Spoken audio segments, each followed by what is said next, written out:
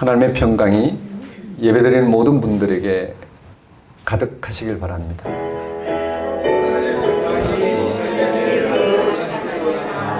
감사합니다. 오늘은 부활절 네 번째 주일입니다. 초기독교는 예수님에게서 참 생명을 경험하였습니다. 그들은 그 한 가지 사실에 매달렸습니다. 거기서 거기에 그들의 미래와 운명을 걸었습니다. 그들에게 예수 그리스도와 하나 된다는 것은 바로 하나님과 일치되는 것이었으며 생명과 일치되는 것이었습니다. 이 사실을 그들은 예수님의 부활에서 확신할 수 있었습니다. 부활은 생명이 죄로 인해서 처해진 죽음이라는 운명을 벗어나는 사건이었기 때문입니다. 그래서 초기 기독교인들은 예수님을 빛이라 선포할 수 있었으며 자신들도 예수 안에서 빛의 자녀라는 사실을 선포할 수 있었습니다. 그렇습니다. 오늘 우리도 그런 신앙 전통 가운데 있습니다. 예수님을 통해서 완전한 빛인 부활 생명에 참여할 것이라는 사실을 깨닫고 믿는 사람들은 죄와 죽음의 현실 한가운데서도 생명 충만감으로 살아갑니다. 예배는 예수님과 일치를 통하여 생명을 경험하고 그 생명 충만감을 맛보는 가장 분명한 시간입니다. 예배는 예수 그리스도를 통해서 오늘 우리에게 계시하신 하나님의 참 생명 빛 가운데서 우리의 어두움을 알아보고 그 어두움에서 벗어나고자 하는 가장 분명한 시간입니다. 다 같이 부활절 네 번째 주일 예배를 성부와 성자와 성령 이름으로 드리겠습니다.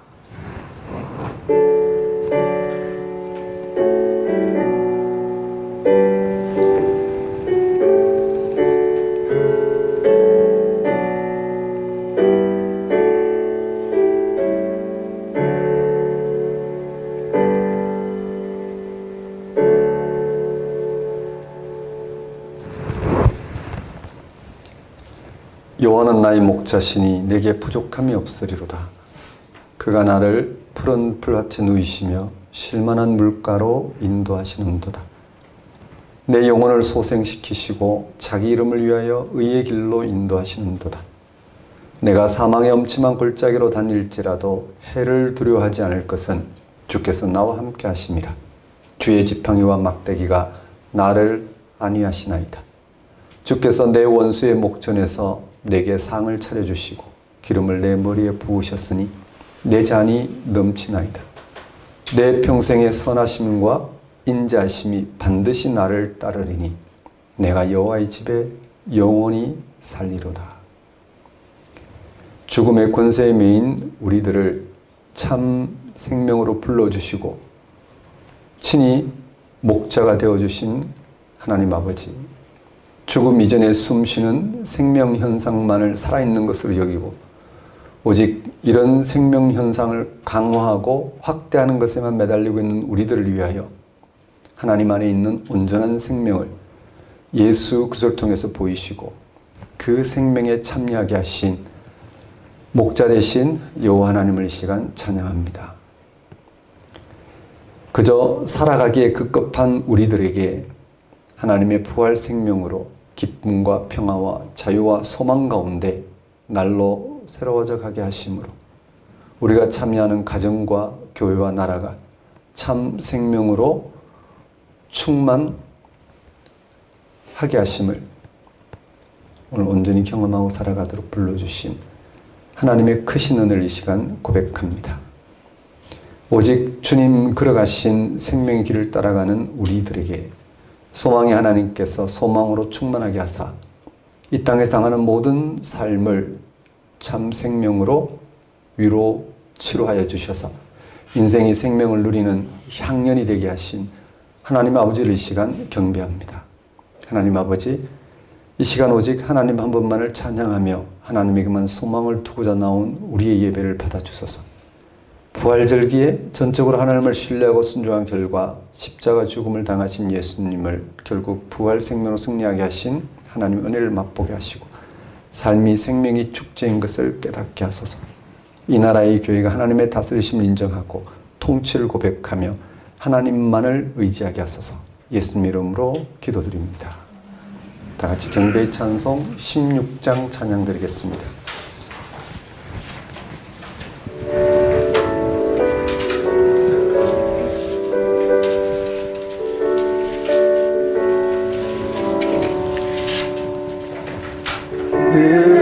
은혜로우신 하나님, 우리 주 하나님, 우주 만물을 만들고 우리를 대하여 사랑하는 자유로 살아주신 것, 그 은혜가 고마워 찬양합니다.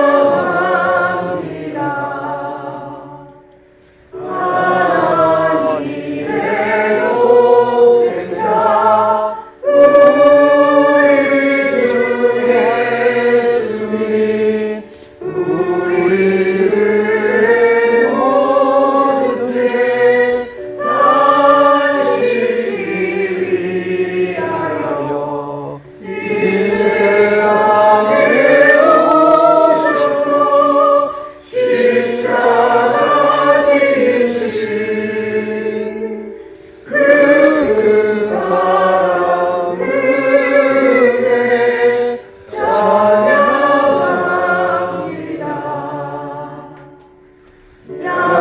약속대로 임하신 보혜사 성령님, 충만하게 하시어 기쁨을 주시고 구원받은 확신을 주신 사랑에 감사하여 찬송을 드리옵니다.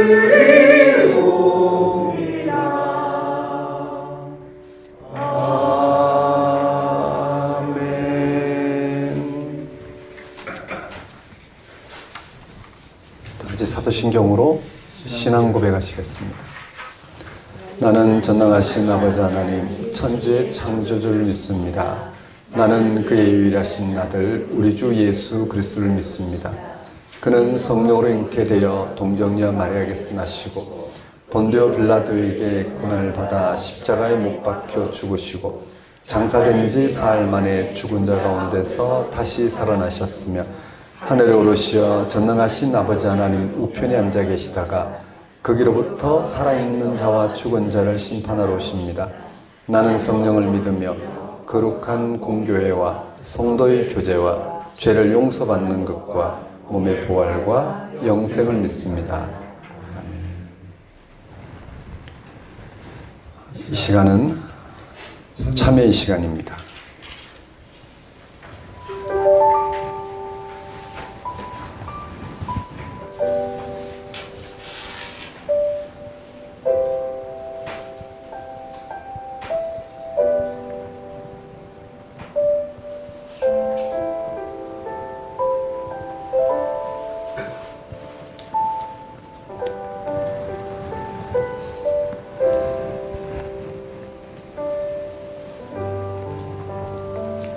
성경은 복음을 다음과 같이 선포합니다.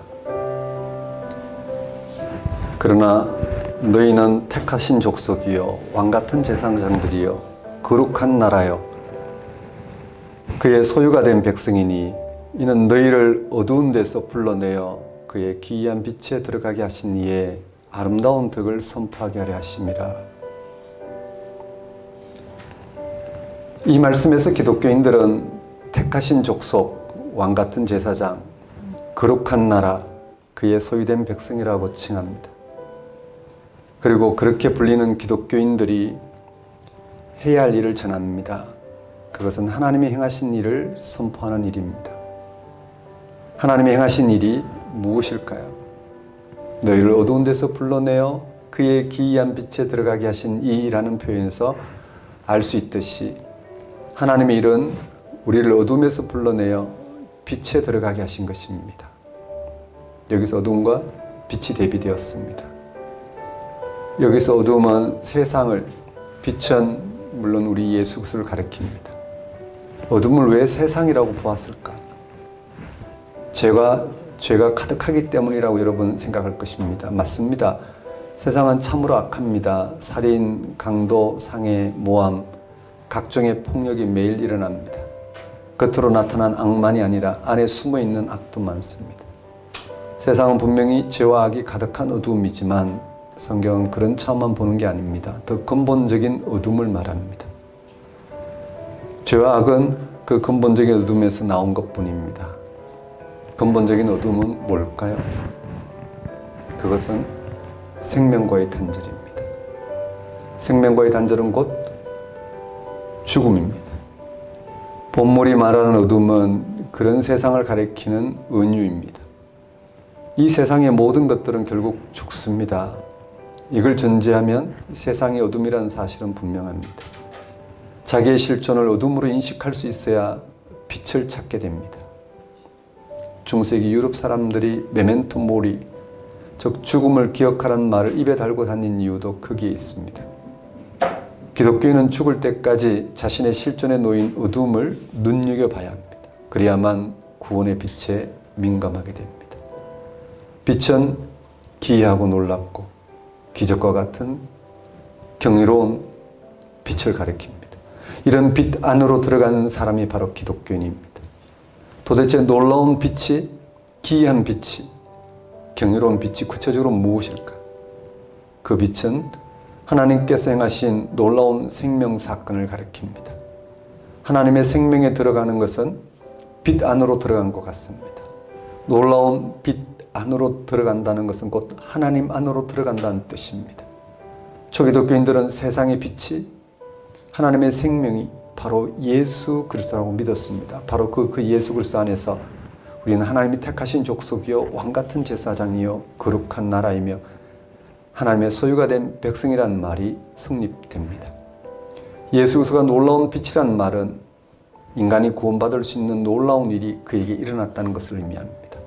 그것은 완전히 새로운 것이었어서 유일하게 놀라운 일입니다. 하나님이 세상에 오신 것이니, 그리고 말씀이 육신을 입은 사건이니 어찌 새롭고 놀라운 일이 아닐 수 있겠습니까? 종말이 완성될 또는 종말이 시작될 부활 생명이 예수님에게서 선취되었으니 어찌 천지개벽이라고 하지 않을 수 있겠습니까? 예수님을 통해서 주어진 구원 생명은 당시의 시대정신 로마 황제가 줄 수 있는 것과 질적으로 다른 것이었습니다. 유대인들의 율법이 제공하는 것과도 질적으로 다른 것이었습니다. 그것은 하나님이란 존재만이 하실 수 있는 놀라운 일이었습니다. 그것의 완성은 우리가 여전히 기다려야 될 그런 엄청난 사건입니다. 그래서 초기독교인들은 예수님이 바로 참된 생명의 놀라운 빛이라고 고백할 수 있었습니다. 사랑하는 성도 여러분, 하나님은 우리를 어둠에서 놀라운 빛 안으로 끌어들이셨습니다. 이제 우리는 세상의 백성이 아니라 하나님의 백성이 되었습니다. 하나님의 백성은 하나님이 행하신 그 귀한 일을 선포해야 합니다. 가장 기본이 되는 선포는 어둠에서 빛 안으로 들어온 사람으로, 그리고 그런 사람답게 사는 것입니다. 한 주간의 삶을 돌아보십시오. 여러분에게 빛은 무엇이었는지, 어디에서 빛을 경험하셨는지, 빛을 경험한 여러분의 삶은 어떠하셨는지. 분명한 것은 우리 그리스도인들에게 빛은 예수 그리스도를 통해서 드러났습니다. 예수를 통한 하나님의 생명이 빛입니다. 그 생명은 어둠이 존재하지 않습니다. 죽음이 존재하지 않습니다. 육신의 불안한 삶이 극복됩니다. 그 안에서 우리는 우리의 존재가 하나님 안에서 어떤 존재인지를 확인하게 됩니다. 그런 우리는 이 세상을 새롭게 경험합니다. 이 생명 현상은 하나님의 영으로 거듭나야 될 생명을 향해 있다는 사실 앞에서 우리는 예수 그리스도를 통한 그 하나님을 신뢰함으로 하나님의 영으로 생명 충만한 삶을 살아갑니다. 이러한 한 종의 삶을 위해 하나님께 회개와 간구를 드리도록 하겠습니다.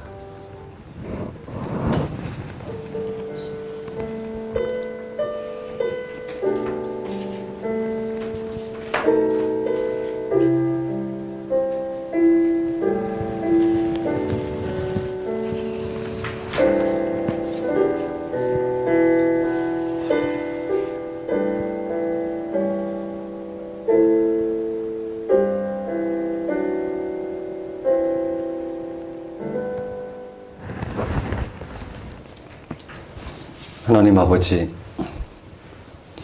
지금 우리가 경험하고 살아간 이 생명도 얼마나 놀라운 경이로운 빛과 같은지 헤아리면 헤아릴수록 정말 놀라울 따름인데, 이 생명이 죽음이 극복되는 생명을 덧입는다는 사실을 예수를 통해서 알게 하셔서 우리가 그 생명을 우리의 빛으로 삼고 살아갈 수 있게 하신 이 더 놀라운 빛이 우리에게 주어졌음을 주님 더욱 깊이 깨닫고 예수 안에서 지금의 생명과 지금의 생명을 거듭나게 하신 하나님의 참 생명이 더욱 우리의 삶을 밝혀가는 그런 한 주간이 될 수 있도록 인도하여 주옵소서.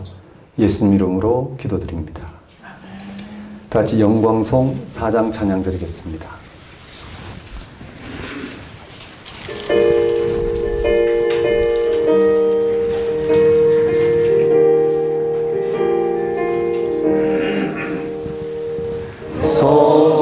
성자와 성령 영원히 영광 받으옵소서. 태초로 지금까지 또 그 영원 성삼위의 영광.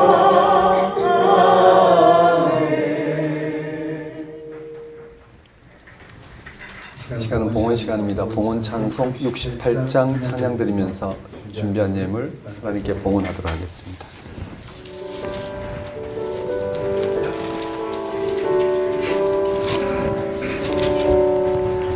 오 하나님 우리의 창조주시니 내 주님께 귀한 것 드리라.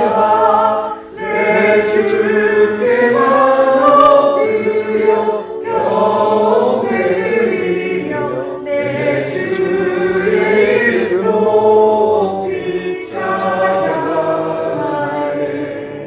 오 하나님 우리의 대주 되시어 큰 구원이 인내로 도우셨네. 주께서 우리를 구하셨으니 내 주의 이름 높이 찬양하네. 주 하나님 이름을 함께 높이며 내 주께 영광을 돌리오리. 그 영이 우리를 지켜주시니 주 하나님을 높이 찬양하네. 아멘.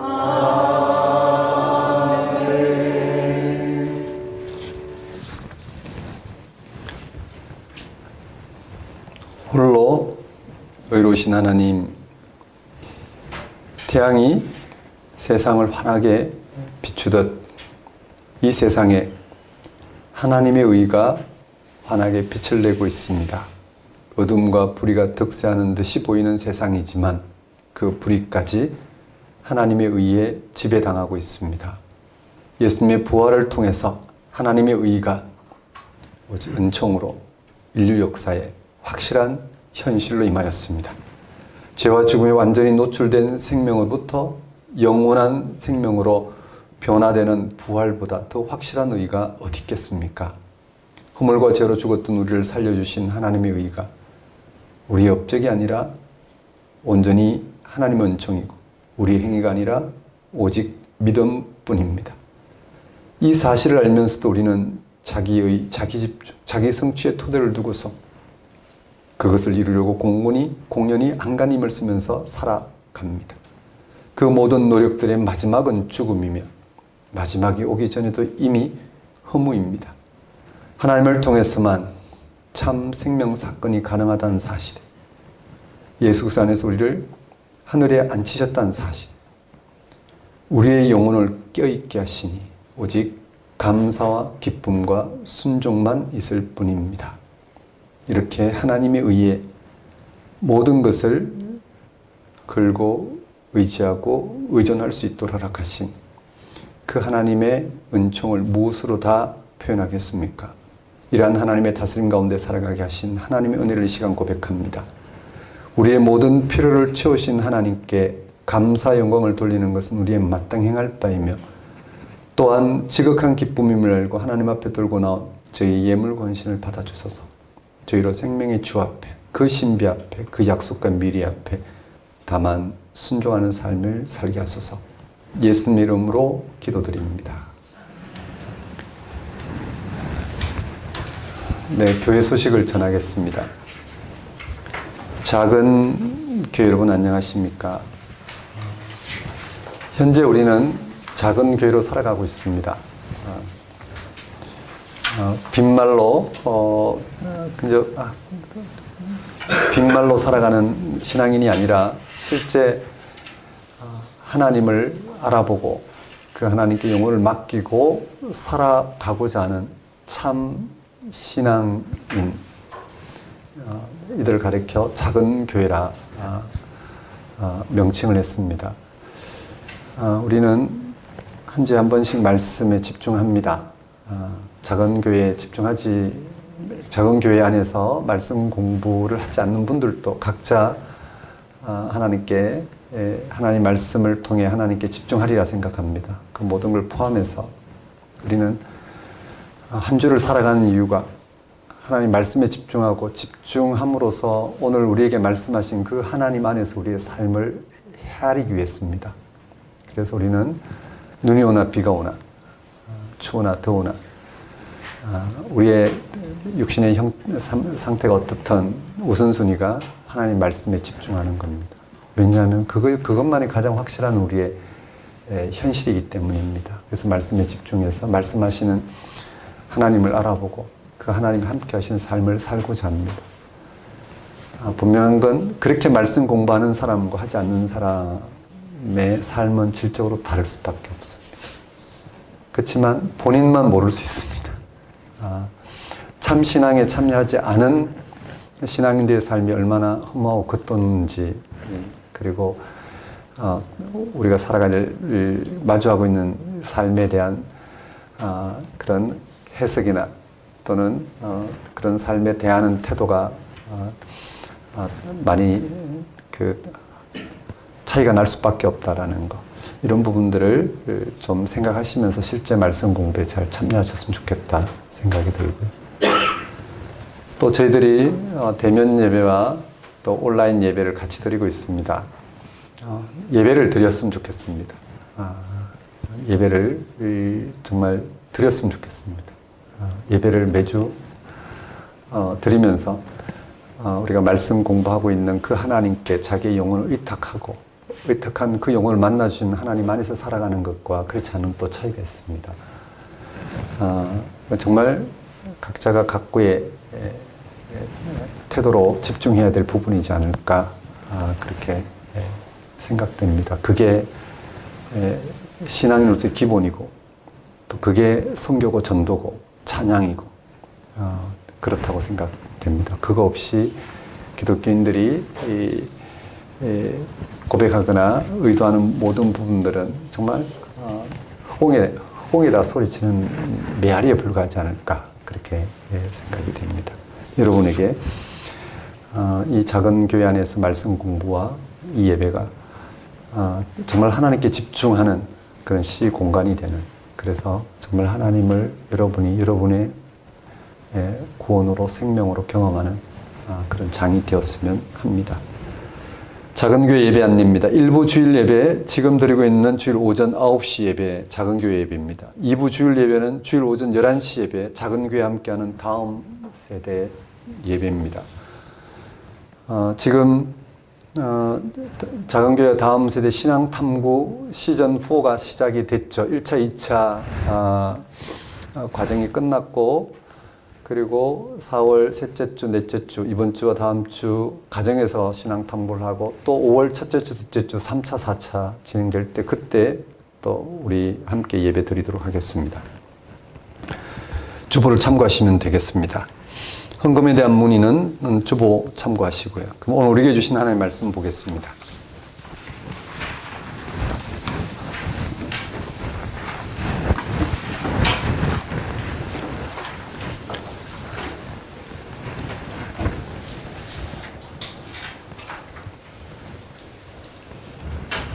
네, 오늘 우리에게 주신 하나님의 말씀은 요한복음 10장 11절에서 18절까지 말씀입니다. 요한복음 10장 11절 18절까지 말씀 제가 받들어 봉독하겠습니다. 나는 선한 목자라. 선한 목자는 양들을 위하여 목숨을 버리거니와 싹구는 목자가 아니요 양도 제 양이 아니라. 이리가 오는 것을 보면 양을 버리고 달아나나니 이리가 양을 물어가고 또 해치느니라. 달아나는 것은 그가 싹군인 까닭에 양을 돌보지 아니함이나 나는 선한 목자라. 나는 내 양을 알고 양도 나를 아는 것이 아버지께서 나를 아시고 내가 아버지를 아는 것 같으니 나는 양을 위하여 목숨을 버리노라. 또 이 우리에 들지 아니한 다른 양들이 내게 있어 내가 인도하여야 할 터이니 그들도 내 음성을 듣고 한 무리가 되어 한 목자에게 있으리라. 내가 내 목숨을 버리는 것은 그것을 내가 다시 얻기 위함이니 이로 말미암아 아버지께서 나를 사랑하시느니라. 이를 내게서 빼앗는 자가 있는 것이 아니라 내가 스스로 버리노라. 나는 버릴 권세도 있고 다시 얻을 권세도 있으니 이 계명은 내 아버지께서 받았노라 하시니라. 하나님 아버지, 이 시간 선포되는 말씀을 통하여 살아계신 하나님의 삼위일체 구원의 역사에 더욱 깊이 참여할 수 있도록 인도하여 주옵소서. 예수님 이름으로 기도드립니다. 설교 본문은 요한복음 10장 11절 18절까지 말씀이고, 제목은 본문을 인용한 나는 선한 목자라입니다. 요한복음은 예수님의 말씀을 다음과 같이 전합니다. 나는 선한 목자라. 예수님은 사람들에게 자신을 선한 목자라고 소개했습니다. 예수님이 선한 목자이신 이유가 무엇일까요? 우리가 예수님을 잘 믿는다 하더라도 한 개인이 처한 운명은 크게 달라지지 않습니다. 우리 인생은 늘 위태롭습니다. 건강하다 하더라도 언제 사고나 질병이 찾아올지 모릅니다. 먹고 살기 위해서는 끊임없이 노력해야 하고 경쟁해야 합니다. 무엇보다 지금의 삶의 방식이 끝나는 죽음이 언제 어떤 형식으로 다가올지 모릅니다. 그런 우리에게 예수님이 선한 목자이신 이유는 어디에 있을까요? 그것은 우리가 예수님에게서 하나님의 영원한 생명을 알아보고 그 생명을 얻을 수 있기 때문입니다. 그 생명 경험이 기독교의 출발이었습니다. 초기독교는 십자가를 달려 죽은 예수님을 통한 영원한 생명을 경험했습니다. 그 생명 경험은 어떤 것이었을까요? 분명 그 생명은 유한하고 죽을 생명과는 질적으로 달랐습니다. 그것은 아무도 파괴하거나 빼앗지 못합니다. 죽음도 예수님이 주시는 생명을 파괴하지 못합니다. 오히려 그 생명은 삶에 대한 두려움을 사라지게 하고 죽음의 절망이나 두려움에서 벗어나게 합니다. 이 세상의 어떤 힘, 어떤 운명 앞에서도 빼앗기지 않는 생명입니다. 왜냐하면 그 생명은 창조주 하나님의 본질에 속한 생명이기 때문입니다. 세상을 창조하신 하나님으로 충만하게 되는 생명이기 때문입니다. 그래서 그 생명을 경험한 초기독교는 그것을 영생이라고 했고 예수님이 영생을 주러 오신 분이라고 고백했습니다. 오늘 설교 본문이 들어있는 앞뒤 단락에서 각각 한 구절씩 찾아보겠습니다. 먼저 10장 10절 후반절 말씀을 보십시오.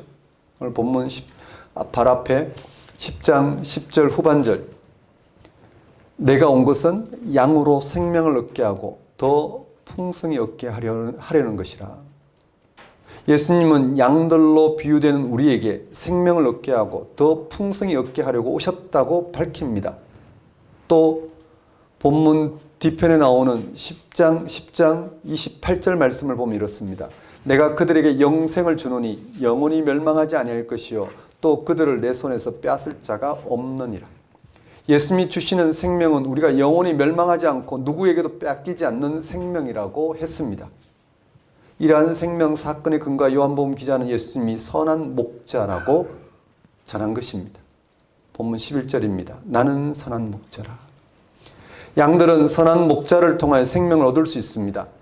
예수님이 바로 우리에게 생명의 인도자, 생명으로 인도하는 분이라는 것입니다. 예수님은 세상에 생명을 주러 오신 분이십니다. 그 무엇에도 빼앗기지 않고 파괴되지 않는 하나님의 생생한 생명으로 인도하기 위해 오신 생명의 목자입니다. 요한복음이 이 사실을 강조하고 있는 이유는 양들의 생명을 지키거나 생명으로 인도하는 게 아니라 도둑질하거나 생명을 잃게 하는 싹군 목자가 있었기 때문입니다. 이들이 누굴까요? 예수님은 사람들을 하나님의 영원한 생명으로 인도하기 위해 여러 가지 표적을 행하셨습니다. 가나의 혼인잔치에서 물을 포도주로 바꾸신 사건, 또 왕의 신하의 아들을 치유하신 사건, 베데스다 38년 된 병자를 치유하신 사건, 오병이어로 5,000명을 먹이신 사건, 무리로 걸어오신 사건, 실로암 맹인 시각장애인을 치유하신 사건, 죽은 나사로를 살린 사건 등입니다.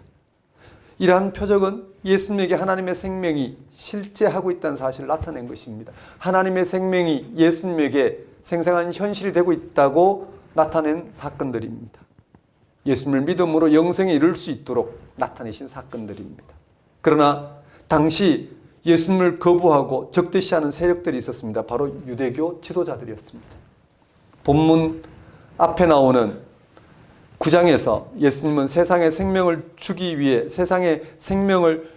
오신 분이라는 사실을 나타내기 위해 실로암의 시각장애인을 고치셨습니다. 그날은 공교롭게 안식일이었습니다. 유대교 지도자 중에 한 부류인 바리새인들이 그것을 문제 삼았습니다. 예수가 안식일을 지키지 않았다는 것입니다. 이 사건을 두고 논란이 이어집니다. 바리새인들은 시각장애인이었다 고침을 받은 사람과 그의 부모를 불러서 달래기도 하고 협박하기도 하면서 예수님의 범법 사실을 증명하려고 애를 씁니다. 증명하려고 애를 씁니다. 예수에게 무슨 일이 일어났는지를 보는 대신에 그가 자신들의 의로움의 근거인 안식일을 어겼다라는 것, 그것으로 예수를 정죄하고자 했습니다. 그들에게는 그 무엇보다 안식일법을 수호하는 게 중요했기 때문입니다. 예수님 보시기에 이런 바리새인들이 영적인 시각장애인이었습니다. 그래서 보지 못하는 자들은 보게 하고 보는 자들은 맹인이 되게 하려 함이라 라고 말씀하셨습니다. 그러자 바리새인들이 발끈해서 우리가 맹인인가? 하고 따져 묻자 예수님은 너희가 맹인이 되었더라면 죄가 없으리니와 본다고 하니 너희 죄가 그대로 있느니라고 답변하셨습니다. 이어서 예수님은 그들을 양들의 생명을 빼앗고 파괴하는 도둑이라고 했고 또 이리가 오면 자기 목숨을 부지하고자 양을 버리고 도망하여 양들이 생명을 잃게 하는 싹군 목자라고 언급했습니다.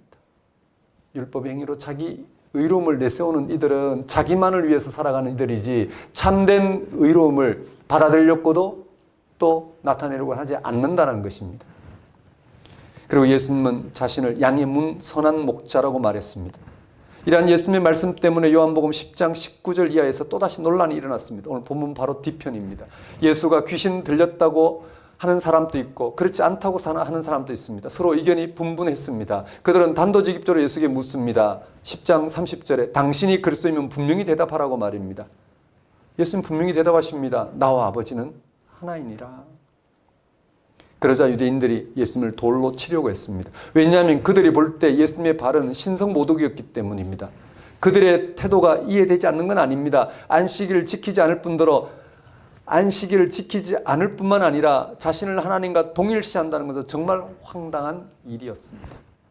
유대교 주자들이 그토록 철저하게 안식을 지키며 하나님의 구원을 가리키는 안식으로 인도할 그리스도를 기다린 이유가 분명히 있지 않겠습니까?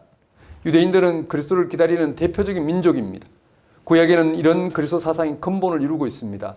그들이 그리스도를 기다리는 이유는 세상의 인간들로서는 구원을 이룰 수 없다고 봤기 때문입니다.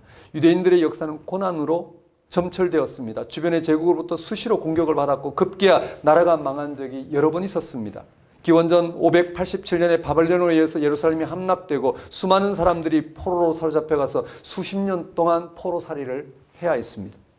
예수님 당시에도 로마에 의해 지배받고 있었습니다. 유대인들은 이런 폭력적이고 무자비한 제국 앞에 속수무책이었습니다. 그러나 그들은 절망만 하고 있지는 않았습니다. 하나님은 세상 창조자이시고 정의로운 존재이시기에 이 세상을 그냥 놓아두지 않는다고 믿었습니다. 그들에게 주어진 약속에 근거하여 하나님이 반드시 세상을 새롭게 할 것이라는 사실을 믿었습니다. 그래서 때가 되면 구원자를 보내신다고 확신했습니다. 제국의 힘이 아무리 막강해도 그리스도에 의해서 그 힘이 해체될 것입니다. 지금은 불의가 기승을 부리고 불안이 그림자처럼 삶을 위협하지만 그리스도가 그런 악을 제거하고 참된 정의와 평화를 이루실 것입니다. 인간의 모든 고통도 없어질 것입니다. 그리스도야말로 왕중의 왕으로 세상을 다스릴 것입니다. 그리스도가 오시길 그들은 학수고대했습니다. 하나님이 약속하신 세상이 이루어지기를 바랍니다. 그런데 예수에게서 그리스도의 특징이라 할 수 있는 놀라운 일들이 많이 일어났지만 요한복음이 전하고 있는 대로 많은 표적이 일어났지만 유대인들이 기다리던 그런 구원의 소식이나 선포는 없었습니다. 예수님은 지금 당장 로마로부터 해방된다거나 유대인들이 세계의 주인이 된다는 메시지를 선포하지 않았습니다. 그들이 이방인보다 더 의롭게 살아왔기 때문에 그들을 이 세상에서 당장 높이신다는 그런 그들이 기대하는 메시지는 없었습니다. 대신에 지금 예수님이 나타내시는 일이, 지금 예수님에게 임하고 있는 일이 바로 하나님의 일이라고, 하나님이 약속하신 일이라고 전했습니다. 예수님은 하나님의 이름으로 가르치고 하나님의 일을 행하셨습니다. 그 하나님의 일이 바로 앞에서 말씀드린 영생을 주는 것이었습니다. 그 무엇으로도 파괴되지 않고 빼앗기지 않는 하나님의 생명 말입니다. 예수님이 영생의 출처란 말은 그가 생명의 창조하신 하나님과 하나라는 뜻입니다. 예수님이 하나님과 하나라는 사실을 예수님이 생명을 주시는 사실에서 증명됩니다. 예수님은 하나님의 생명을 드러내시고 그 안에서 행하셨기 때문에 하나님과 하나가 되셨습니다. 즉 하나님이 약속하신 그 생명을 드러내는, 하나님이 약속하신 그 생명을 하나님께서 이루신다는 사실에 예수님은 전적으로 일치하셨다는 말씀입니다. 또한 예수님은 원래 하나님과 하나이기에 온전히 그 하나님의 생명을 드러내시고 생명을 주실 수 있었습니다. 그래서 예수님은 하나님과 하나, 즉 일치하신다고 말씀하셨습니다. 이러한 사실은 예수님의 부활에서 증명되었습니다. 예수님은 결국 유대교의 신성모독죄로 정죄당하셔서 십자가 달려 죽으셨습니다. 그러나 죽은 자 가운데 부활하셔서 제자들을 만나주시고 부활 생명을 나타내셨습니다. 제자들은 부활하신 예수님을 통하여 하나님의 영원한 생명에 참여하게 되었습니다. 이러한 부활 경험에 근거하여 요한복음은 예수님을 선한 목자로 그들을 그의 양이라고 전하는 것입니다. 본문에서 선한 목자는 양을 위하여 목숨을 버린다는 말씀이 11절, 15절, 17절에서 반복해서 나옵니다. 11절 말씀 보십시오. 나는 선한 목자라. 선한 목자는 양들을 위하여 목숨을 버리거니와 15절에 나는 양을 위하여 목숨을 버리노라. 17절에 내가 내 목숨을 버리는 것은, 초기 기독교는 유대교에 의해 십자가 달려 죽은 예수님을 양들을 위해 목숨을 버린 선한 목자로 경험한 것입니다. 율법의 행위로 자기의 의로움을 내세우는 유대교 지도자들의 정죄를 받고 십자가 달려 죽으신 예수를 그들은 선한 목자로, 자신들에게 생명을 베풀어 주시는 선한 목자로 경험한 것입니다. 반대로 그를 정죄하고 죽인 유대교 지도자들을 싹군 목자로, 그들의 가르침이나 경건한 행위를 양을 돌보지 않고 생명을 파괴하고 자기 생명만을 위하여 살아가는 그런 일들로 그들은 보았습니다. 선한 목자가 양을 위하여 목숨을 버린다는 이 사실에서 중요한 것, 선한 목자가 양을 위하여 목숨을 버린다는 이 사실 중요한 것은 그것이 양들의 생명을 지키는 가장 확실한 방법이라는 사실입니다.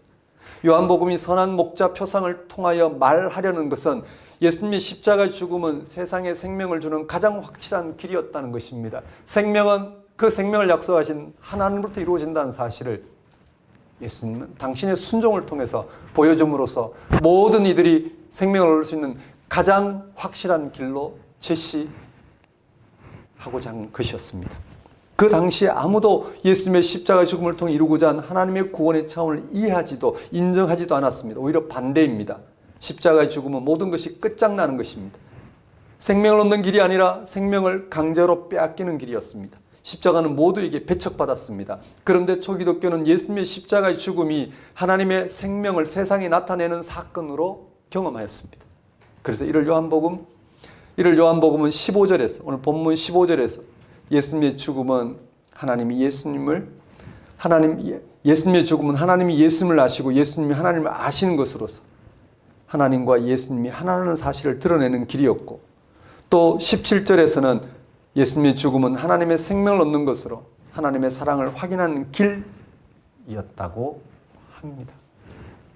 그래서 18절에서 예수님의 죽음은 생명을 빼앗기는 것이 아니라 세상에 하나님의 생명을 주기 위해 스스로 선택한 길이었다는 것입니다. 그만큼이나 예수님은 생명이 하나님부터 온다는 사실과 생명은 하나님의 약속으로 약속하신 그 하나님에 의해서 온전히 주어진다는 사실을 당신의 십자가의 죽음으로 나타내셨다는 사실입니다.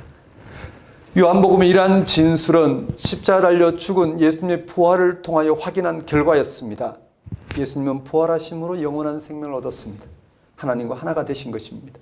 제자들은 부활하신 예수님을 통하여 하나님의 생명을 알아보고 경험하였습니다. 세상에 그 무엇으로도 훼손되거나 빼앗기지 않는 죽음조차도 극복되는 영원한 생명이었습니다.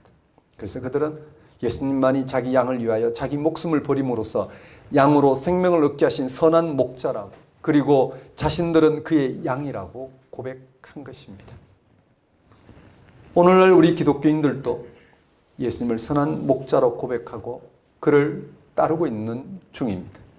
그러나 예수님이 우리를 위해 목숨을 버리셨다는 사실이, 그리고 우리가 그를 통해 영원한 생명을 얻었다는 사실이 실질적으로 다가오지 않는 분들이 많습니다. 물론 교리적으로는 그렇게 고백할 수는 있습니다. 예수님이 우리 죄를 대신하여 십자가를 죽으셨다고, 그리고 우리가 그와 함께 다시 살았다고 말입니다. 그런데 예수님의 죽음을 통하여 우리가 얻게 된 그 생명이 무엇인지 잘 모릅니다. 죽어서 천국 가는 정도로만 여깁니다. 예수님의 죽음을 통하여 실질적으로 얻게 된 영원한 생명을 막연하게 생각합니다. 대신에 사람들은 그저 열광적으로 믿음 생활을 하든지 아니면 단지 교회 생활에 매달리고 맙니다. 교회에서 좋은 사람 만나고 재밌는 행사를 하고 또 경우에 따라서 사람들이 인정받을 수 있다는 사실에 비중을 두고 신앙생활을 합니다. 이처럼 예수님이 목숨을 버리면서까지 얻게 하신 영원한 생명을 모른 채 그를 선한 목자로 따르는 신용을 한다는 것은 신앙인으로서 참 불행한 일입니다. 본문에서 진술한 것처럼 예수님과 우리는 목자와 양의 관계입니다. 목자이신 예수님은 양을 위하여 자신의 목숨을 버리셨다는 사실과 양인 우리는 그를 통하여 구체적으로 생명을 얻게 되었다는 사실입니다. 이 사실 안으로, 그러니까 목자와 양의 관계 안으로 들어가야만 영원한 생명이 무엇인지 이해할 수 있습니다. 예수님이 왜 우리를 위하여 십자가의 죽음을 당하셨는지, 그의 십자가의 죽음을 통해서 일어난 그 일이 어떤 일인지, 그는 죽은 자 가운데 부활하심으로써 우리에게 도대체 무엇을 알게 하시고 무엇을 주시고자 하셨는지, 요한복음이 예수님을 선한 목자로, 그것도 양들을 위하여 목숨을 버린 선한 목자로, 그리고 자신들을 그의 양으로 고백하는 것은 그들이 예수님의 부활을 통하여 고유한 생명관계가 형성되었기 때문입니다. 이를 요한복음 14절에서 나는 내 양을 알고 양도 나를 아는 것이라 라고 합니다. 목자가 양을 알아야 하고 양이 목자를 알아야 합니다. 요한복음에서 안다는 차원은 우리가 일반적으로 이 세상에서 경험하는 그런 차원과는 다릅니다. 그것은 마치 하나님이 예수님을 알고 예수님이 하나님을 아는 것 같습니다. 그것은 구체적으로 하나님은 예수님에게 자신의 생명을 계시하시고 예수님은 그 생명에 일치하신 관계를 가리킵니다. 너무나 중요한 표현들입니다. 이처럼 예수님과 우리의 관계도 마찬가지입니다. 예수님은 자신의 죽음으로 영원한 생명을 나타내시고 우리는 그와의 일치를 통해 영원한 생명을 얻게 되는 관계입니다. 그럴 때만이 우리는 예수님과의 관계를 양과 목자와 양과의 관계라고 할 수 있습니다. 마찬가지로 우리 기독교인들을 서로 양의 관계로 형제 자매로 서로를 안다 할 수 있습니다. 우리가 목자이신 예수를 통해 얻게 된 생명이 무엇인지를 서로가 제시하고 알아보고 받아들이고 나눔 없이 어떻게 한 몸이라 할 수 있겠습니까? 어떻게 양이라 할 수 있고 그 안에서 형제자매라 할 수 있겠습니까? 이러한 목자와 양의 고유한 관계를 요한복음 27절에서는 이렇게 말하고 있습니다. 내 양은 내 음성을 들으며 나는 그들을 알며 그들은 나를 따르니라. 이는 16절에도 언급된 내용입니다. 본문 16절에도 양은 목자의 음성을 알아듣고 목자에게 자기 운명을 맡깁니다. 전적인 신뢰 관계입니다. 이런 관계에서만 예수님을 실질적으로 선한 목자로 경험할 수 있고 그를 통한 생명을 알고 경험할 수 있습니다. 여기서 중요한 것은 예수님의 양이 되는 것입니다. 그것은 목자와 양의 관계처럼 예수님과 긴밀한 관계를 맺는 것입니다. 어떻게 해야 할까요? 그것은 예수님과의 긴밀한 관계를 통하여 영원한 생명을 경험한 제자들의 증언을 듣는 것입니다. 그들을 통하여 예수님을 통한 영원한 생명을 알아보고 참여하는 것입니다. 이는 다음과 같은 사실이 전제되어 있습니다. 십자가에 달려 죽으신 예수님이 부활하셨다는 것과 제자들이 부활하신 예수님을 통하여 부활 생명을 경험하였다는 사실입니다. 제자들은 십자가에 달려 죽으신 예수님의 부활을 경험하였습니다. 그들은 그를 통하여 하나님의 영원한 생명의 현실을 경험하였습니다. 예수님이 일어났고 제자들이 경험한 어떤 한 가지 사건, 그것이 전제되어 있습니다. 그리고 제자들의 증언을 통하여 우리도 하나님의 영원한 생명을 알아보고 참여할 수 있다는 사실입니다. 예수님이 일어났고 사도들이 뿌리를 두고 있고 제자들이 뿌리를 두고 있고 제자들의 증언을 통해서 오늘 우리에게도 일어나 그리스도인으로 불리게 되는 그 사건이 전제되어 있다는 말씀입니다.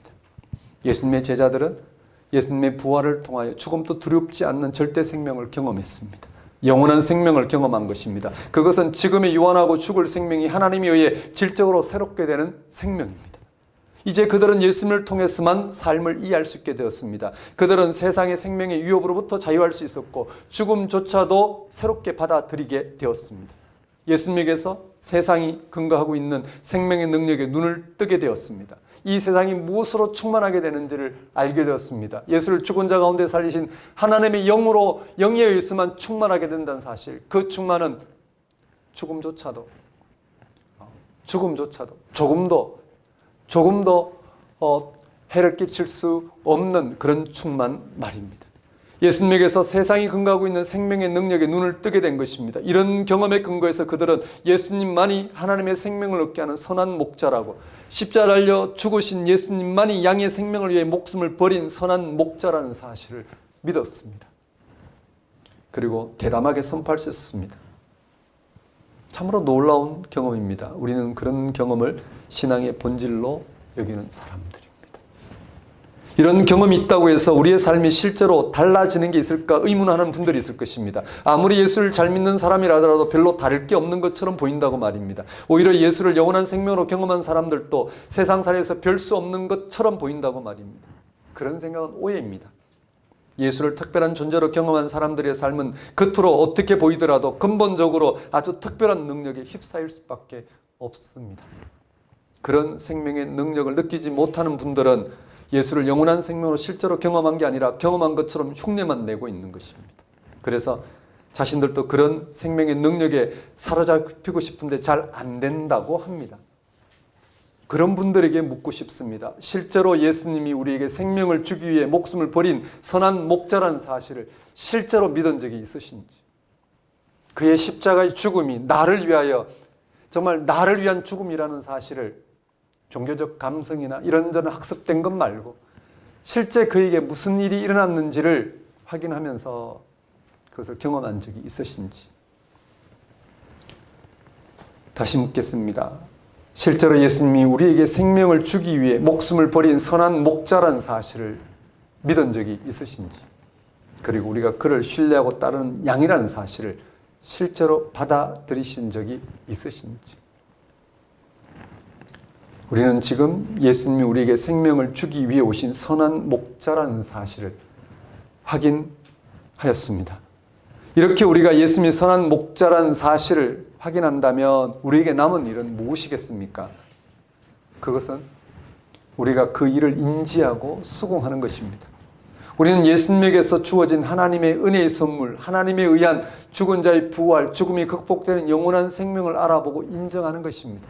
생명은 지금 현재 우리가 경험하고 있는 이 생명 현상이 다가 아니라 예수를 죽은 자 가운데 살리신, 아니 예수가 십자가 달려 죽기까지 보이신 하나님의 영으로 충만해져야 될 생명이라는 사실을 실제로 우리가 받아들이는 것입니다. 그리고 거기에 이르게 하시는 하나님을 신뢰하는 것입니다. 만일 우리가 그것을 알아보려고도 하지 않고 그것을 인정하려고도 하지 않는다면 우리는 아마 다음과 같은 어리석은 사람일 것입니다. 여러분 잘 아는 이야기입니다. 플라톤의 동굴 비유입니다. 자연재해를 피해 사람들이 동굴 안으로 들어갔죠. 밖으로 나가지 않고 계속 동굴 안에 들어갔습니다. 거기서 한 세대, 두 세대를 보내게 되었고 결국 동굴 안에 적합한 방식으로 살아갔습니다. 그런데 어느 날 한 사람이 우연히 동굴 밖을 나가게 되었습니다. 그곳은 동굴과는 너무나 다른 환경이었습니다. 그래서 동굴 안으로 들어와 사람들이 그 사실을 알렸습니다. 그런데 동굴 안의 질서를 담당하고 있는 사람들은 그 소식을 전하는 사람을 제거했습니다. 왜냐하면 그 사람은 동굴 안의 삶을 위태롭게 했기 때문입니다. 그리고 동굴 안의 사람들은 아무 일 없듯이 평온하게 그렇게 동굴 안에서 살았습니다. 이런 동굴 안의 삶을 전부로 여기고 살아간 사람은 참 어리석은 사람이지 않겠습니까? 동굴 안의 삶을 전제로 동굴 밖의 삶을 비현실적이다, 우리의 삶을 위협하는 비현실적인 삶이다 라고 허무맹랑한 이야기라고 주장하는 것은 얼마나 어리석은 주장이겠습니까? 우리가 예수를 선한 목자로 믿고 따르는 이유는 분명합니다. 그것은 죄와 죽음이 끝장나며 이제 모든 사람은 영원한 생명을 하나님의 선물로 받았다는 것입니다. 만약 이 복음을 알아보려고 하지 않고 또 그 사실을 받아들이려고 하지 않는다면 우리는 앞에서 예를 든 동굴 비유처럼 참 어리석은 방식으로 살아갈 것입니다. 분명한 것은 부활하신 예수님은 오늘 우리의 현실로서 우리를 인도하시는 선한 목자라는 사실입니다. 그의 부활은 우리의 현재입니다. 우리에게 반드시 나타나야 될 현재입니다. 시간은 가고 다가오는 죽음 아래 있는 우리의 지금의 삶은 이미 과거입니다. 이미 다 지나가야 될 과거입니다. 남은 삶도 마찬가지입니다. 다 과거입니다. 죽은 자 가운데 부활하신 예수님에게서만 우리에게 나타나야 될 참 현재입니다. 죽음에서 부활에 이르신 예수님의 생명이 바로 하나님에 의한 우리의 현재입니다. 이제 우리에게 중요한 것은 예수님을 선한 목자로 믿고 따르는 것입니다. 그가 십자가 달려 죽기까지 우리에게 하나님의 참 생명을 주시고자, 그 생명을 얻는 길을 제시하고자, 그 생명은 전적으로 생명을 약속하신 하나님에서 이루어진다는 사실을 알아보고 받아들임으로써 우리의 불신앙과 불가능에 떨어지지 않도록 예수님이 그 길을 우리에게 알려주시고 인도하시는 선한 목자라는 사실을 믿고 따르는 것입니다. 그래서 그에게 주어진 영원한 생명을 알아보고 거기에 이르게 하시는 하나님을 실제로 신뢰하는 것입니다. 사랑하는 성도 여러분, 요한복음은 분명히 증거합니다. 예수님은 선한 목자라고. 십자가 달려 죽은 예수님이 양들을 위하여 자기 목숨을 바친 것 같은 선한 목자라고 말입니다. 그렇습니다. 예수님은 선한 목자입니다. 하나님의 영원한 생명을 주기 위해 기꺼이 십자가에 달리셨습니다. 생명은 생명을 약속하신 하나님부터 주어진다는 사실을 좌고우면하지 않고 선물로 받아들임으로써 그 하나님을 신뢰함으로 하나님의 생명에 이르도록 우리를 인도하시는 선한 목자 말입니다. 예수님은 선한 목자입니다. 하나님이 영원한 생명을 주기 위해 기꺼이 십자가에 달리셨습니다. 그리고 죽은 자 가운데서 부활하셨습니다. 인류 역사에서 이런 일은 한 번도 없었습니다. 우주의 역사에서도 유일해적인 사건이기에 이 세상의 어떤 것으로도 예수님이 일어난 부활을 대체할 수도 없고 비교할 수도 없습니다. 오직 하나님만이 행할 수 있는 창조 사건이었습니다. 죄와 죽음으로 또 새롭게 하는 하나님의 영원한 생명 사건이었습니다. 예수님의 부활 이후로 이제 하나님의 영원한 생명만이 우리의 생생한 생명의 현실로 드러났습니다. 예수님의 부활 이후로 이제 하나님의 영원한 생명만이 우리의 생생한 생명의 현실이 되었습니다. 그 생명은 창조가 완성될 종말에 완전히 드러나게 될 것입니다. 제자들은 부활하신 예수님을 통하여 하나님의 영원한 생명인 부활을 생생한 현실로 경험하였습니다. 그리고 자신들을 선한 목자이신 예수님의 양이라고 고백했습니다. 여러분, 이 사실에 귀를 기울이셔야 합니다. 제자들의 증언을 통해서 부르시는 부활의 예수님에게 귀를 기울이셔야 합니다. 그러면 예수님을 하나님의 영원한 생명으로 인도하는 선한 목자로 자신을 그의 양으로 경험하는 놀라운 일들이 펼쳐질 것입니다. 하나님이 예수님을 통해서 우리를 하나님의 생명에 참여하게 하셨구나. 이 예수를 통해 우리가 하나님의 생명을 얻게 되었구나. 이 예수님은 요한복음이 전하는 대로 우리 유일한 선한 목자이고 우리는 그를 통해 생명을 얻는 양들이라는 사실, 언제나 분명한 방식으로 고백하는 그런 자리에 서게 될 것입니다. 이 한 주간 여러분에게 어떤 인생이 펼쳐지든 예수가 선한 목자라는 사실에 온전히 집중하는, 그래서 그를 통해 하나님의 생명을 충만하게 맛보는 양으로서 여러분을 고백하는 그런 삶이 되시기를 바랍니다. 기도하겠습니다. 하나님 아버지, 이 시간 선포된 말씀을 통하여 예수님이 왜 선한 목자이신지, 십자가에 달려 죽으신 그 예수님이 왜 우리로 하여금 우리에게 약속하신 하나님의 생명을 인도하시는 선한 목자인지, 우리가 예수님을 통해서 왜 양인지, 그를 통해 양인 우리가 얻게 된 그 생명의 풍성함이 무엇인지 실질적으로 헤아리고 경험하고 소마음에 살아가는 한 주가 될 수 있도록 인도하여 주옵소서. 예수님 이름으로 기도드립니다. 다 같이 일어나셔서 결단의 찬송 398장 찬양 드리겠습니다.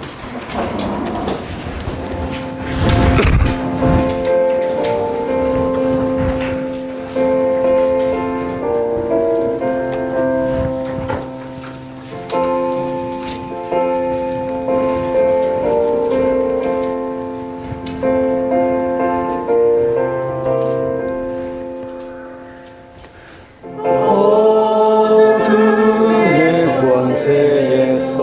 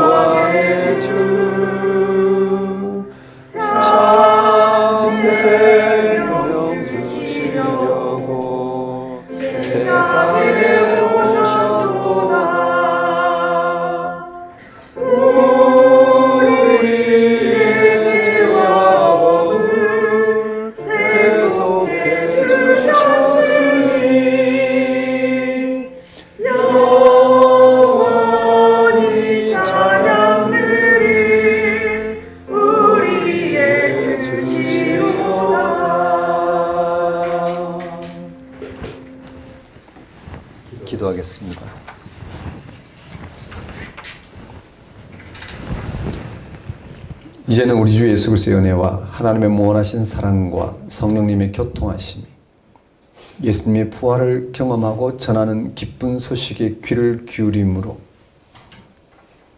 예수님을 하나님의 영원한 생명을 인도하는 선한 목자로 알아보고 자신을 그의 양으로 경험하는 놀라운 은혜 가운데 살아가고자 결단한 모든 성도와 세상 모든 사람과 만물 위에 영원히 함께 하시기를 축원합니다.